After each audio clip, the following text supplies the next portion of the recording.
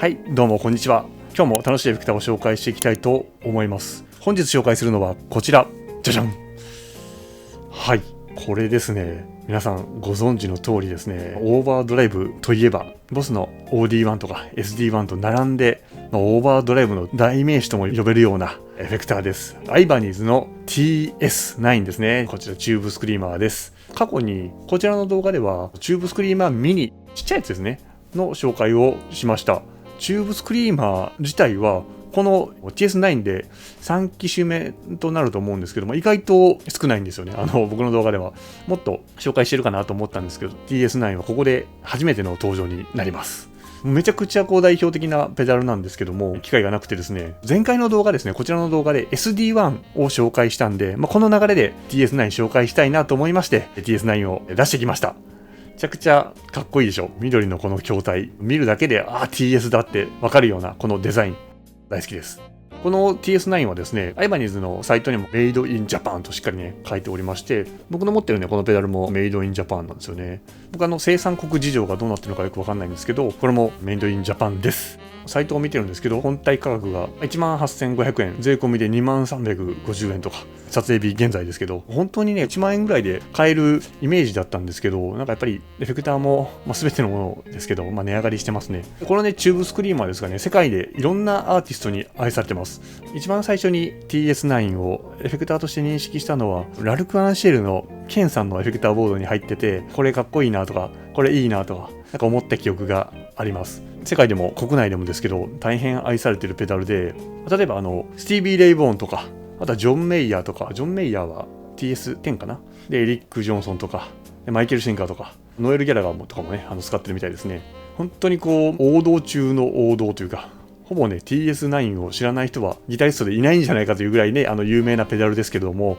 実際のところどんな音がするのかっていうのをですね、今日は見ていきたいと思います。前回の動画、SD1 なんかともよく比較されるエフェクターなので、そちらの動画とも比べていただいて、この TS9 がどういう特徴なのかっていうところをですね、見ていただければいいかなと思います。ということで、行ってみましょう。はい。ということでですね、早速、アイバニーズの TS9、このチューブスクリーマーですね。この音を見ていきたいと思います。こちらにね、3つつまみがありまして、左からドライブ、トーン、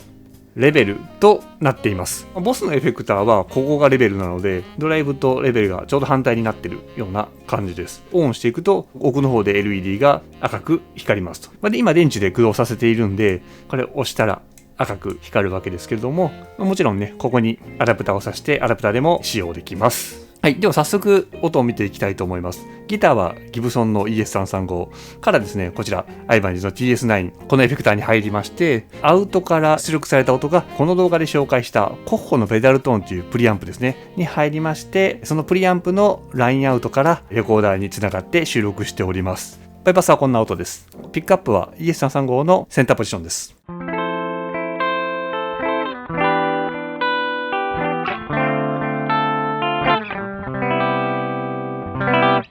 はい、バイパスの音はこんな感じです。では、早速オンしていきたいと思います。すべてですね、つまみは12時の状態です。はい、スイッチを入れていきます。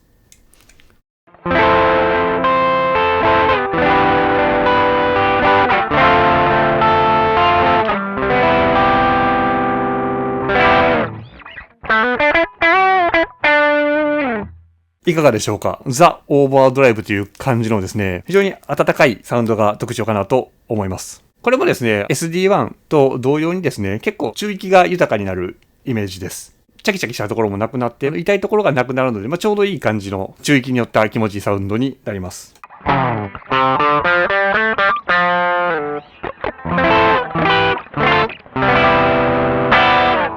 ではですね、つまみを回していきたいと思います。ではレベルつまみからいきましょうか。こちらレベルですね。こちらは音量です。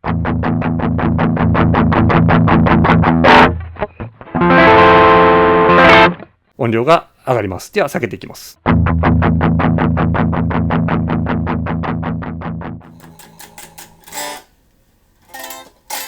これで0になります。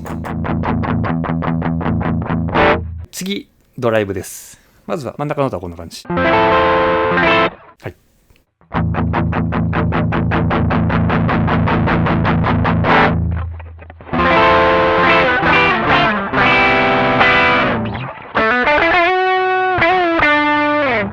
では次、また下げていきます。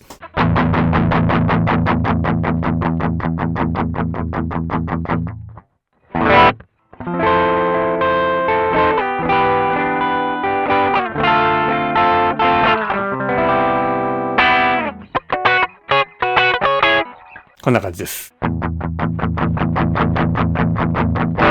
次、トーンですね。こちらはハイが上がっていきます。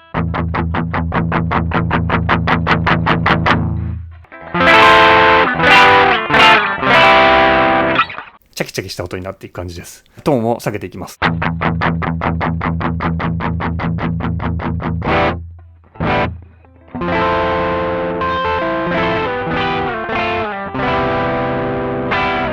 ハイの成分がなくなっていって、モコモコした音になっていきます。これもですね、バランスを取りながら、ドライブのサウンドですね、をまずどれくらい歪ましてあげたいかっていうのを決めて、それで、ドライブ減らしたら、ちょっと音量の印象減ったなというようだったら、ちょっとレベル上げていただいて、で、それにですね、ハイの成分ですね、トーンを調整して、どれだけ音の硬い要素っていうのをね、入れていくかっていう音作りがいいんじゃないかなと思います。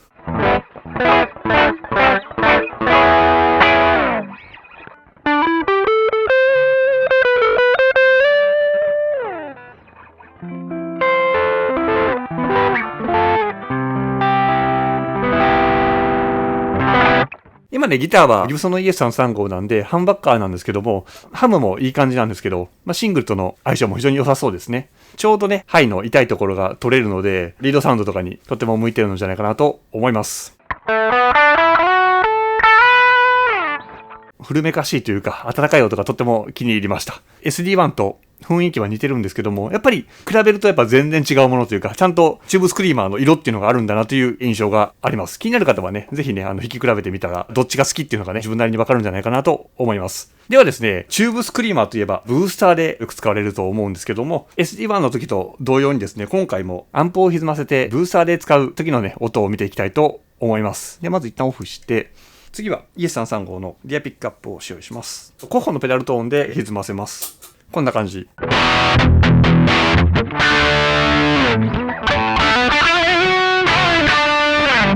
こんな感じです。ではですね、アンプを歪ませた状態で TS9 をオンしていきたいと思います。こんな感じ。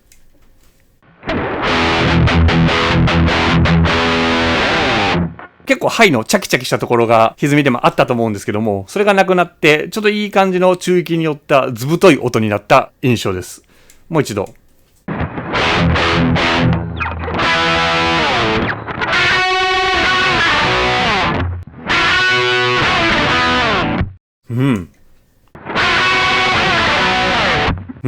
いいですね。ブースターで使う時の音がね、僕はとっても好きです。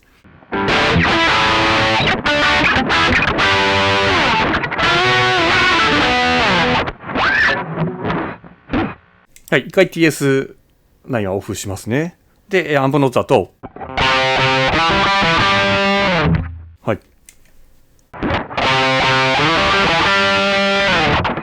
はい。太くて中域によったいい感じの音になってます。これがね、とってもいい感じでございます。ちょっとドライブとか下げてもいいかもしれないですね。で、ピックアップもフロントとかにして。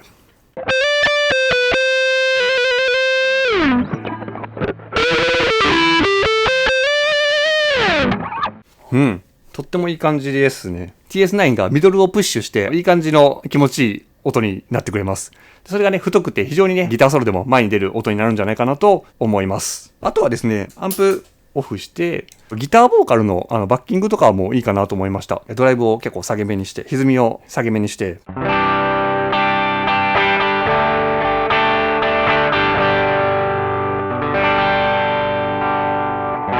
とかね、結構使えるんじゃないかなと思います。あんまり主張しない歌の後ろに行ってくれるような、ちょっと丸い音というか、そんな感じの音も作りやすいんじゃないかなと思います。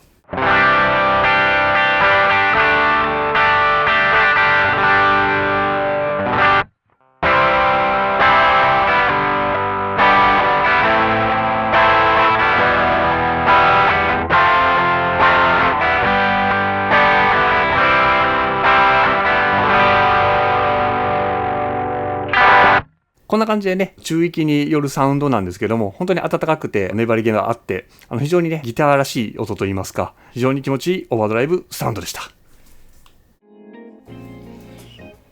はい。ということで、いかがだったでしょうか？めちゃくちゃいいですよね。本当にこう、滑らかで、優しく、温かい歪み、かつ粘りもあって、古めかしいという、表現がいいのかわからないんですけど、本当に懐かしい感じというか、僕は個人的には本当に SD1 も合わせて、こういうオーバードライブっていうのもすごく好きなんで、とっても気持ちいい音のするペダルだと思いました。あとはね、その SD1 と比べて、それぞれ好み、どっち派とかまたいろいろあると思うんですけども、両方とも持ってない方だったり、どっちも気になってる人っていうのは、お店に行って、ぜひね、SD1 と TS9 試奏させてくださいと、買うの迷ってるんですっていう話をね、楽器屋さんにすればね、弾かせていただけると思うので、それでどちらがどうということはないんですけれども、フィーリングでいいなと思った方を、気に入った方を購入すればいいんじゃないかなと思います。ネットで買われる方はね、この動画の概要欄にこの TS9 のリンクも貼ってますので、ぜひね、そちら覗いていただいて購入検討していただければと思います。僕の動画ではこんな感じでエフェクターの話、ボスのエフェクターの紹介とかもいろいろやってます。